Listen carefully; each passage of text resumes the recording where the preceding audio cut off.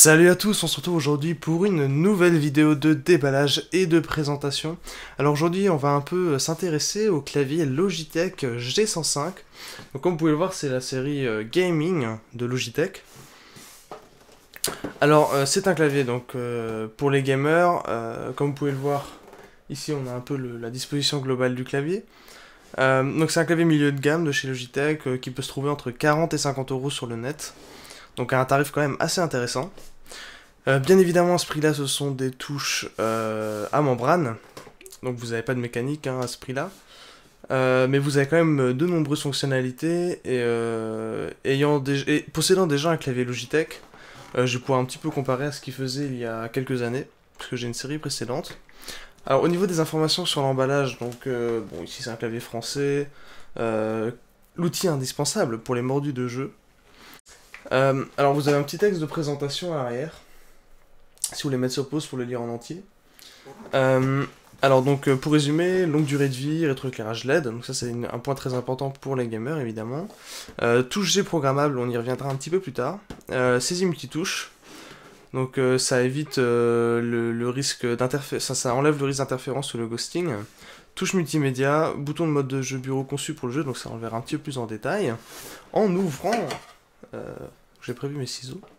En ouvrant l'emballage, pardon. Voilà.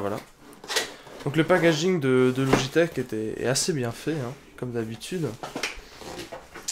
Donc voilà, on a l'intérieur de la boîte. Donc le clavier est très bien protégé, hein, à ce niveau-là, il n'y a pas de problème. Voilà le petit film de protection que je vais mettre de côté. Donc voilà, nous avons directement le clavier à disposition. Alors je vais essayer de voir où ils ont fait passer le câble, le voilà. Donc ici on a encore le manuel qu'on va voir un petit peu plus tard. Voilà, donc le plastique m'a l'air un petit peu scellé là. Ah voilà, ça s'ouvre par là. Je vais sortir de son plastique quand même. Voilà, enfin. Donc voilà le clavier. Donc vous pouvez voir qu'il a une finition mat, ce n'est pas du plastique, enfin une finition brillante, comme moi je l'ai sur mon G11, mon bon vieux G11. Donc, alors un point intéressant sur ce clavier, on peut voir qu'ils ont mis en avant les touches ZQSD, donc pour les FPS, et les flèches, si certains jouent au jeu avec des flèches. Donc ça vous permettra de mieux les distinguer voilà, pour mieux les distinguer si voilà, vous les trouvez pas très bien, par exemple. Alors le plastique est un petit peu plus cheap, alors ça reste du bon plastique, vous pouvez voir qu'il est quand même bien rigide le clavier, mais ça reste du plastique un petit peu plus cheap que sur le haut de gamme de Logitech, enfin les claviers à plus de 80 euros. Mais alors il est assez léger aussi par exemple, donc vous n'aurez pas la rigidité le poids pardon, de certains autres claviers. Alors heureusement vous avez des patins pour éviter le glissement, donc ça c'est important parce que étant donné que le clavier n'est pas très lourd. Alors on peut le voir ici, ça se voit assez bien tout de même, que l'arrière est entièrement rouge. C'est assez joli, ça donne une petite touche de rouge si vous regardez le clavier. Voilà, de ce côté-là, ça fait une touche de rouge très, très jolie. Alors vous pouvez voir, le câble n'est pas gainé, mais bon, il ne faut pas s'attendre non plus à quelque chose d'exceptionnel à ce prix-là. Avec la connectique USB tout à fait classique. Alors, il parlait de fonctions multimédia précédemment. Donc vous pouvez voir, voilà, c'est ici, on a sous les touches de fonction, on peut voir en rouge, donc qu'on a accès au volume, etc. Doit y avoir un raccourci, voilà, on a le petit FN, hein, comme sur les PC portables, vous faites FN et vous avez accès aux touches multimédia. Donc c'est un système qui fonctionne assez bien. Ici on a, comme sur les précédents claviers Logitech, moi j'ai la même chose, une fonction jeu qui va désactiver les touches Windows. C'est très intéressant de le voir sur des claviers à ce prix là et j'aime bien cette fonctionnalité, c'est quelque chose que j'ai vraiment utilisé. Ici, pourquoi est-ce qu'ils ont fait les trous? C'est juste pour le design global du clavier. Vous pouvez activer ou désactiver le rétroéclairage, c'est quelque chose que j'aime bien aussi.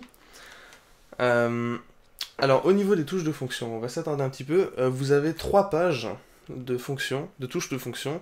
Vous avez G1, G2, G3, G4, G5 et vous pouvez switcher entre la page 1, la page 2 et la page 3. Sachant qu'à partir du logiciel, vous avez pour certains jeux des profils préintégrés, ce qui est quelque chose de très intéressant. Leur logiciel que j'ai pu tester sur... alors c'est peut-être une version un peu plus ancienne, je l'ai trouvé très intuitif, donc il n'y a aucun problème à ce niveau-là. Et donc MR, c'est pour définir vos touches macro. Voilà. Alors à l'arrière aussi, un petit point à noter, que je n'ai pas montré avant, c'est le passage pour les câbles, qui est très pratique. Alors là, malheureusement, sur ce modèle-là, il n'y a pas de prise USB à l'arrière ou quoi que ce soit.